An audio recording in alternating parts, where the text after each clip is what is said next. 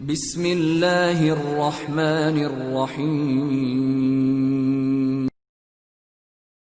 السلام علیکم ورحمۃ اللہ وبرکاتہ۔ ناظرین، ہمارے دعا و سنت چینل میں آپ سبھی حضرات کا خیر مقدم ہے۔ آج ہم آپ کے لیے لے کر آئے ہیں صبح و شام کی دعائیں حدیث کی روشنی میں۔ حضرت ابان رحمۃ اللہ علیہ فرماتے ہیں کہ میں نے حضرت عثمان رضی اللہ تعالیٰ عنہ کو فرماتے ہوئے سنا کہ رسول اللہ صلی اللہ علیہ وسلم نے فرمایا، جو شخص اس دعا کو صبح و شام 3 مرتبہ پڑھ لے تو کوئی چیز اس کو نقصان نہیں پہنچا سکتی۔ دعا: بسم اللہ الذی لا یضر مع اسمہ شیء فی الارض ولا فی السماء وہو السمیع العلیم۔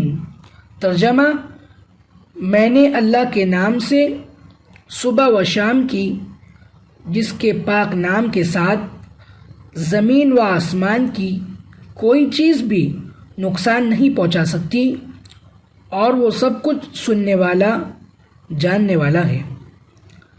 ناظرین، ایک دفعہ پھر اس دعا کو دہراتے ہیں، آپ بھی ہمارے ساتھ اس دعا کو پڑھیں۔ صبح و شام کی دعائیں: بسم اللہ الذی لا یضر مع اسمہ شیء فی الارض ولا فی السماء وہو السمیع العلیم۔ ترجمہ: میں نے اللہ کے نام سے صبح و شام کی، جس کے پاک نام کے ساتھ زمین و آسمان کی کوئی چیز بھی نقصان نہیں پہنچا سکتی، اور وہ سب کچھ سننے والا، جاننے والا ہے۔ ناظرین، اگر آپ مزید دعا و سنت سیکھنا چاہتے ہیں تو ہمارے چینل کو سبسکرائب کریں، شیئر کریں، لائک کریں، کمنٹ کریں اور بیل آئیکن کو پریس کریں۔